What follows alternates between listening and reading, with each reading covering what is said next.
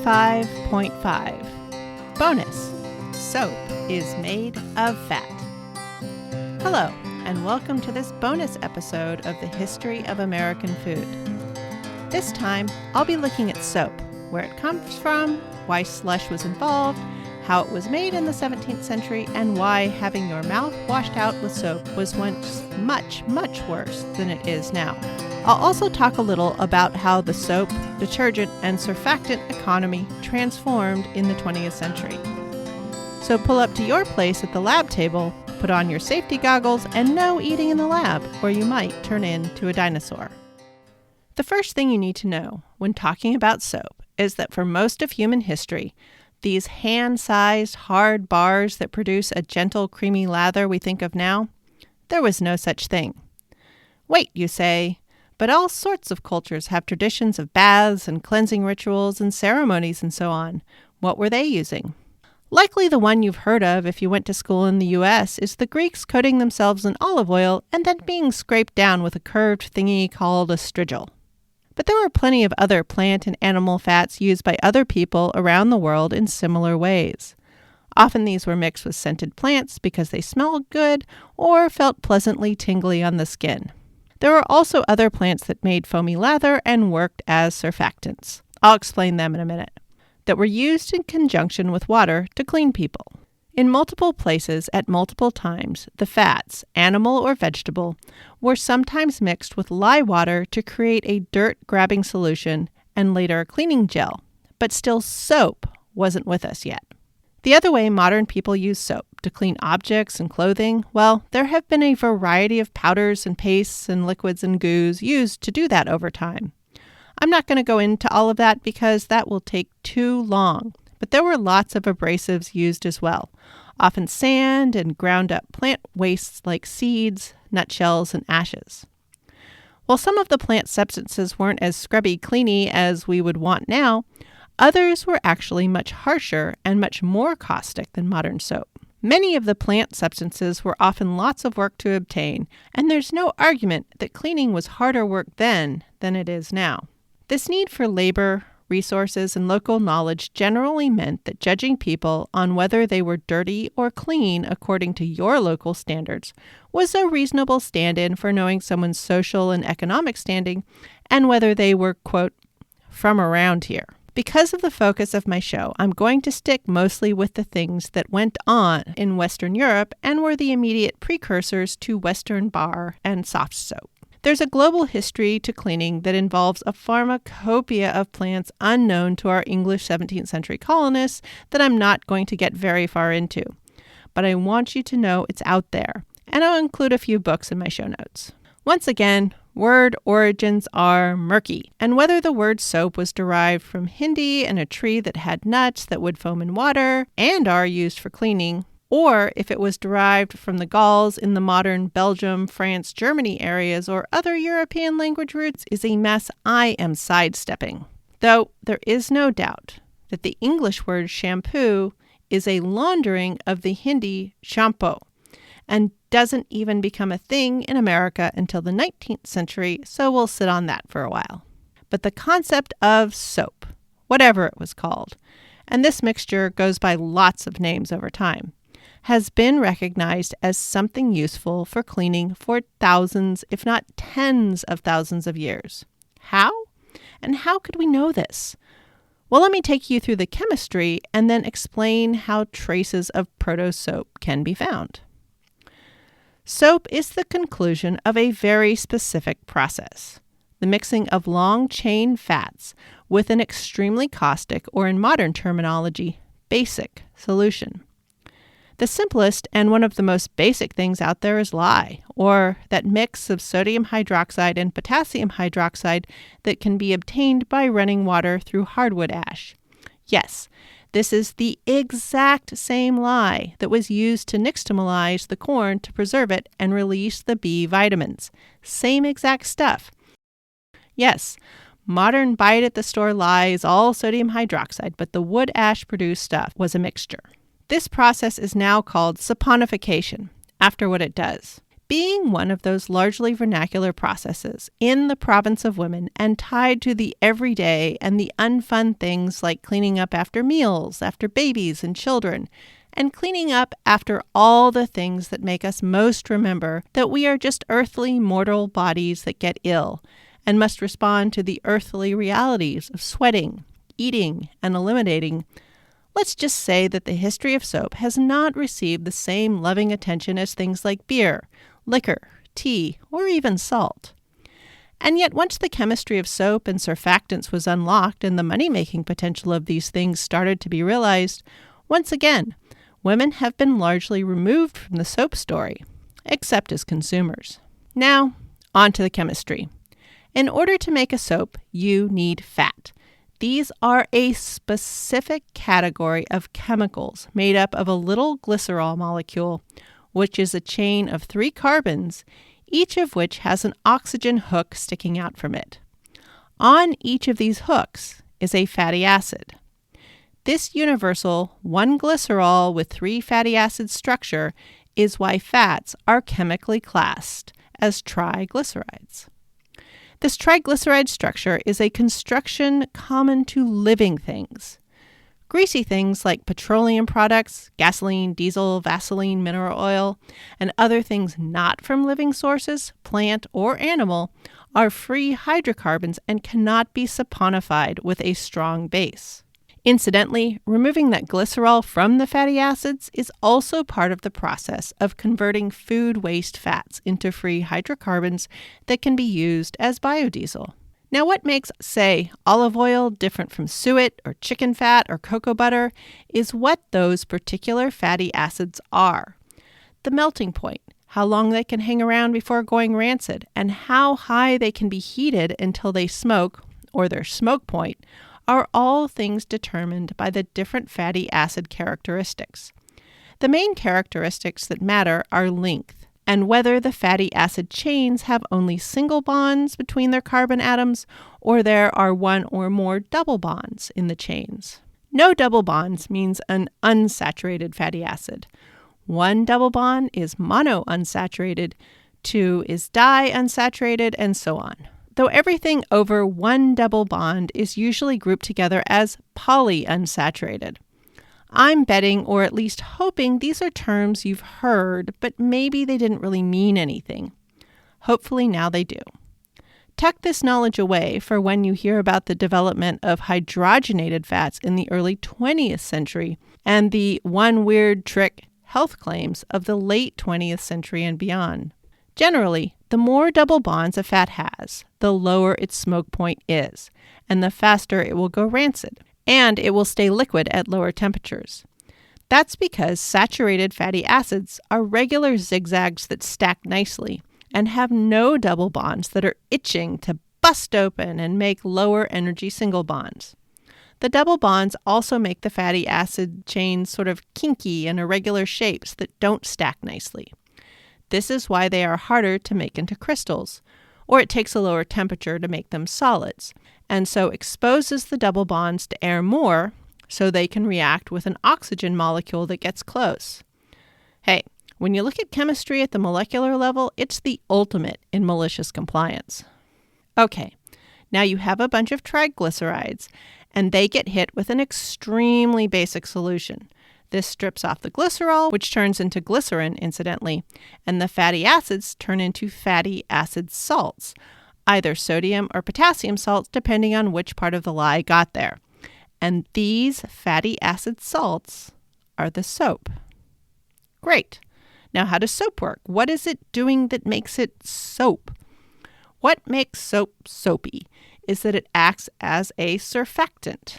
This means it is an amphitropic molecule, or one that has a hydrophilic end and a hydrophobic end. All that means is one end likes to mix with water, it's water-loving or philic, and the other end likes to mix with lipid hydrocarbons like fats and greasy petroleum products. It's water-fearing or phobic. This means the hydrophobic end sticks to and surrounds the greasy dirt, which is most of dirt, actually, making a little micelle or bubble with the fatty parts on the inside and a water-sticky or hydrophilic skin on the outside. And this allows the water to wash the dirt away. The surfactant action is also why soap is sticky and spreads over a surface, and also why it creates foam. Mix soap into water, and in the absence of anything else to stick to, the hydrophobic fatty acid ends will stick to each other. They are longer and stickier to each other than water is alone. But the water sticks to the hydrophilic ends. The result is sheets of this sort of water soap alternating sheet that can stretch and expand, and ta-da, bubbles. If you've ever purposefully made bubble solution and wondered why using certain dish soaps or adding glycerin is suggested, let's clear that up too. While the long chains of the fatty acid side are long and overlapping and pretty strong, the water and hydrophilic side of the soap, while tenacious, is still just these little bitty short bits. The glycerin molecules in certain brands of soap, or that you add, create longer chains and more attachment points within the water side of this sheet. The result? Stronger and therefore bigger and longer lasting bubbles. Soap made from different fats will make different lathers. Typically, the more saturated fatty acids, the creamier and longer lasting the bubbles. So tallow soap has some of the thickest and creamiest soap foam, while olive oil soap often has larger but more fragile bubbles. As with all chemistry, there are exceptions due to the vagaries of bond arrangements, but it's a rule of thumb that works. The finer details of soap chemistry, cold process versus hot process, and so on, like tea and beer brewing, goes on and on and on. But if you really want to know more about things like superfatting, humectants, and so on, the book Scientific Soap Making goes in deep, and the website Lab Muffin gives more detail, but not the whole textbook. These links will also be in the episode and show notes. So that's the basics of how you make soap chemically. Now for some soap history and how the colonists were making it. Soapish liquids made from mixing fat and ash lye solutions have apparently been around approximately as long as cooking meat in clay pots over fires. According to archaeologists, not only was ancient Sumer responsible for proto-beer, they made proto-soap as well. Concentrations of lye water and fatty acid salts are not tasty to bacteria, so leave particular residues that can be identified in excavations that are using chemical techniques. Water with ashes in it for washing out greasy cooking pots worked better than just regular water, and some early messing about with that combination ensued. Jumping ahead to Old Testament biblical cleaning rituals, there is an ashes and oil and water cleaning gel that shows up. The practice of creating specific ash from particular trees, herbs, and so on to mix with particular fats or plant oils to make soap substances was in development in multiple places around the world. Large population centers in Africa, Central Asia, and East Asia that inhabited the tropical bands had access to an embarrassment of plant riches and came up with the widest array and likely the best-smelling cleaning potions. But in our narrow focus on Western Europe and the soap traditions that made it to American shores, I have to swivel away and look at what was up in Western Europe. The earliest mention of a soapy type thing there is from our old friend from sugar, Pliny the Elder, who recorded the thing about the galls and the substance called sapo in the 1st century CE. Specifically, he talked about the hairy, scary galls who used a clumpy mixture of ashes and fat that turned their hair red and was used on scrofulous sores. Scrofula being the catch-all term for icky, gross-looking skin diseases, rashes, flakiness, boils, and so on. The fact that this sapo stuff was turning dark hair red meant that the lye or lime in it was still pretty caustic. It would have definitely caused some serious scalp tingling, but sure would have done in any lice. Now there's a persistent canard, or good marketing copy tale, about the Romans inventing soap at the foot of an apocryphal Mount Sapo. With all the markers of the best just so stories, it talks about Mount Sapo being a big deal spot for animal sacrifices. Over time, the combination of fat and ashes from the burnt offerings would run down the mountain stream, making this one part of the river at the foot of Mount Sapo. Roman women noticed it was good to wash clothes, especially on the day after sacrifices or on the first rainy day after sacrifices, something.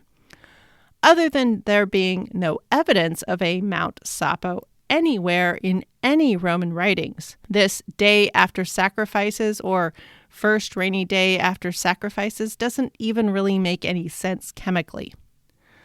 Like the salary story or the coffee bean goat story, it screams of so much myth-making. And even the Romans never pretended it being the inventors of soap. Soap was just this gross barbarian thing. Romans used olive oil in bath slaves like civilized people. And aged urine mixtures were what the best people used on cloth. So let's jump ahead again to the 15th century, and the whole soap-making thing had settled down into an industry.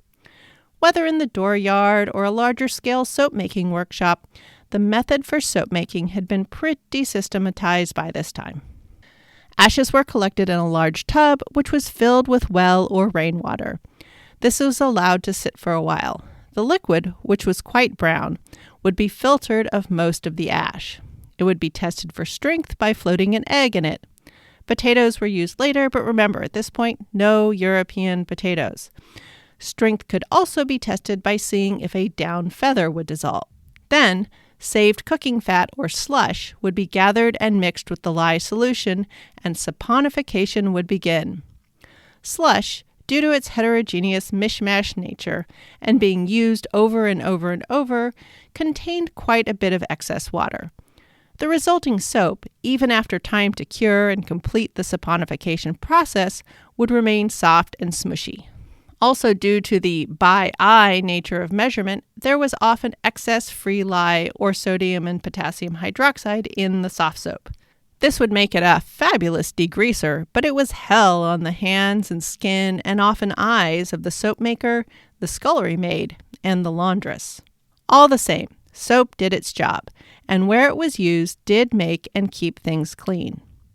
As you might guess from the description, soap was a heck of a lot of work, so it was more of a luxury than an everyday thing, and soap use and excess was definitely correlated with wealth in the 15th, 16th, and 17th centuries.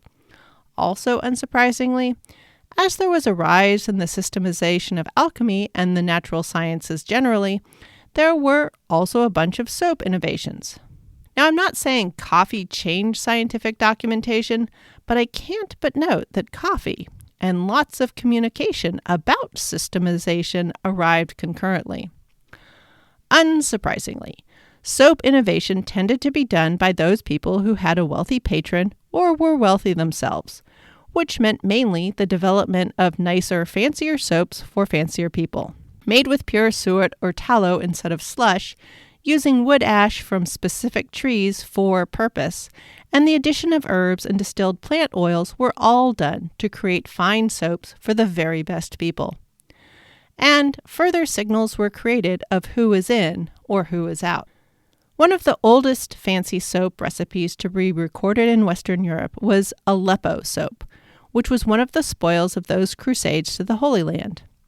This was an olive oil-based soap that used laurel oil as the scent. The combination of ingredients gave it a distinctive green hue, which marked it out as a recognizable luxury product. This connection of green soap, fanciness, and quality lasted all the way through to the invention of palm olive at the very end of the 19th century. Since Spain had its own olive oil, it also became a center of olive oil-based soaps. Originally, the term Castile soap was used to distinguish this Iberian soap. Over time, it became a generic term for olive oil-based bar soaps. As liquid soap became popular, which required the mass use of plastic bottles, Castile soap would include any soap, solid or liquid, that contained olive oil, usually cut with other vegetable oils because even soap-quality olive oil is comparatively pricey. In modern soap categorization, it will usually mean soaps made with only vegetable fats, though that usually still includes some olive oil, and includes old, reliable Dr. Bronner's. In England and the Netherlands, the starting point of many of our 17th century colonists, cities had bustling soap trades. They were usually associated with candle makers and would be located in the same regions of the city as butchers and tanners. This was stinky work that collected waste fat from a variety of locations and separated it out by quality. The highest quality stuff would mostly go into the candles. Lower grades, or more mixed and less white fats, would be used to make the common, for regular people, brown soap and soft soap. The fancy white, dyed, and scented soaps would usually be made in workshops that used only new fats. As with salt, soap, especially the workshop-made fancier stuff, would become a taxed and then heavily taxed item. This both reduced the sales and use of soap and increased the amount of the lower quality, more caustic homebrew variety. So when our intrepid fatally unprepared 17th century colonists and then those slightly better prepared later colonists followed, their concept of soap and cleanliness was based in this fat and lye cold process soap. It was a time and a resource-greedy item, but deemed necessary in the pursuit of cleanliness that would contribute to their godliness. The locals the colonists encountered were almost always cleaner and lacked the endemic skin lesions, rashes, and sores common among the colonists. This wonder at the clear skins and clean limbs of the Native Americans, or as they were often written as, the savages, show up repeatedly in letters and reports back home. Yet instead of trying to sort out why they were so magnificent in appearance, the instinct was to civilize these, quote, wondrous creatures and make them into proper Christians. So the soapless locals they encountered, even when they were objectively cleaner due to their own cleansing rituals and plant concoctions, were determined to be subjectively dirtier because they did not have the correct civilized cleaning products and routines. But out of this need to preserve the ways of civilization, the European tradition of soap making, first with slush and later with higher prestige fats, would continue. In the 17th century colonies, soap making was on the list of women's work, since it was cooking adjacent. Even if it didn't take place inside the home, it was in the cooking yard. Then, as with beer brewing, mechanization, thermometers, and science gadgets entered into the manufacture, and it became a money-making operation, with an accompanying colonization-driven global trade in vegetable fats. And women were turned from producers to consumers. Hot processed soap took over cold processed. Plant additives which required extensive local botany knowledge were replaced with energy-greedy but profitable lab analogs and substitutes. So what started out as a fireside practical chemistry demonstration became a global industry. There are both long-term goods and bads that come out of this transition, and it's just not simple. To wrap things up, I want to talk briefly about detergents versus soaps. It's like that all squares are rectangles, but not all rectangles are squares thing. Soap is technically only those things that are a product of that saponification reaction on triglyceride fats, while detergents are all the surfactant-containing cleaning products. So soaps fit in under the big tent of detergents, but the detergents that are not made through the saponification process are not soap. But they will often carry the name soap. Now, there's a lot of talk that soaps are all natural and detergents are evil chemicals. While it's true that pretty much every modern non-soap detergent is a lab creation and is the result of trying to find soap alternatives as World War I caused a fat and thus soap shortage, and the branches in cleaning and cosmetic sciences that grew from that. Soaps are not all angelic, and detergents are not all pitchforks and pointy tails. Lye soaps, while effective, can be harsh, and the harvesting of the most popular oils has a history of being exploitative and disrupts local farming and thus food supplies. Soaps almost always require more water to clean effectively and need more rinse water, which makes them a problem in low water environments. And they lose effectiveness in hard or mineral-heavy waters. As fatty salts, they can be blocked by the mineral ions. Detergents, on the other hand, can contain untested chemicals as main ingredients or softeners, moisturizers, or scents, and can cause skin irritation or downstream harm in the rinsings. Both soap and detergents contain surfactants. It's just the name for the amphitropic molecules, the ones with both a hydrophilic and a hydrophobic end. Don't let people scare you by saying the word chemicals. Sometimes the naturally occurring chemical is the best choice, but sometimes the natural chemical is poisonous or irritating, or its growing or harvesting practices causes problems like labor exploitation, habitat destruction, or waterway pollution due to fertilizer and pesticide runoffs. I know that opens up a Pandora's box of issues you never considered around soap. So, in the end, use the soaps and detergents that work for you.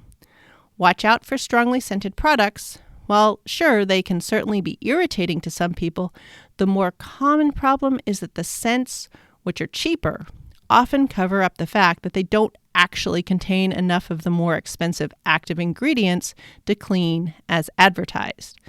Clean has its own smell that can't be bottled. And yes, lots of things can be effectively cleaned with these cleaning hack, make-it-yourself solutions, pastes, and powders. But what they cost in time, water for rinsing, and so on, make them not really that helpful at all. And some can be unexpectedly caustic combos of chemicals. So despite their upfront apparent simplicity, they may not be the right thing for you. Most of them aren't the right thing for me except for small jobs or in a pinch. But I will always use citrus peels or baking soda and vinegar over those sink disposal freshener thingies. So now you know a little more about soap, and hopefully you will spend some, but not too much time, considering the detergents in your life. Mainly, I hope you understand why people of a certain age often have a drawer of fancy gift soaps they use in the bathroom they share with the public, and why your grandmother may still give you fancy soaps. After all, it wasn't that long ago that they were truly luxury items. So thanks for coming along for this side trip. 2 footnotes.